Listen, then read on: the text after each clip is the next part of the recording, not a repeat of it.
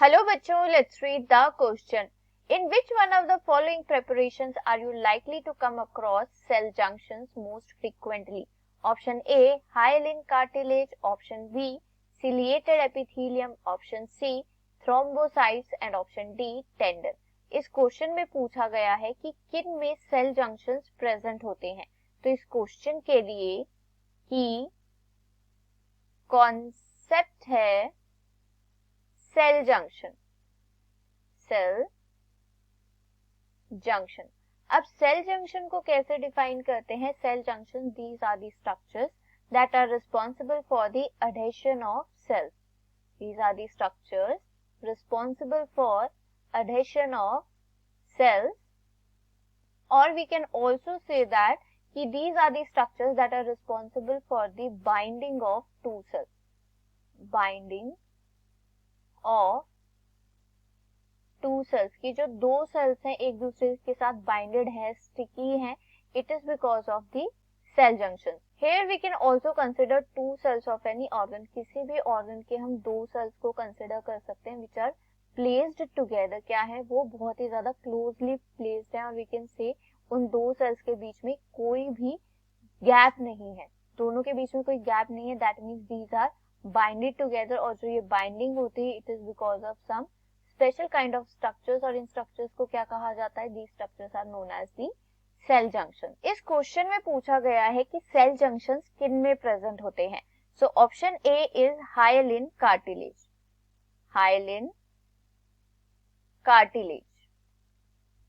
सो hyaline cartilage क्या होता है? It is the supporting tissue. क्या है ये? एक सपोर्टिंग टिश्यू है and it is present in the bone joint. कहाँ प्रेजेंट होता है? It is in the bone joints and it is also present in the hyoid apparatus.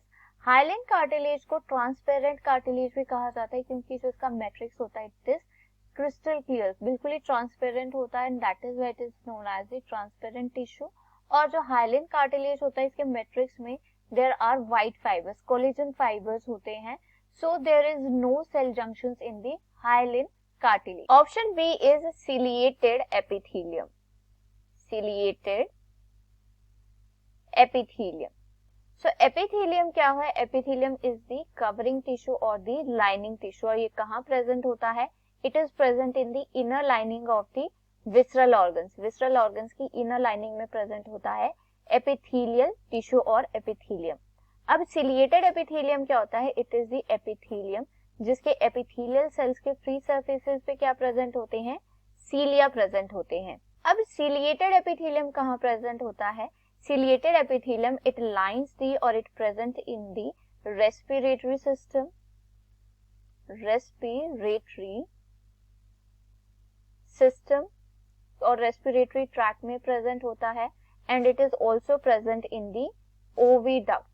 Oviduct and respiratory tract में present होता है ciliated epithelium and it is present as the continuous sheath. कैसे present होता है ये? Continuous sheet की तरह present होता है. दैट मीन्स जो एपिथेलियल सेल्स हैं उनके बीच में कोई भी गैप नहीं होता.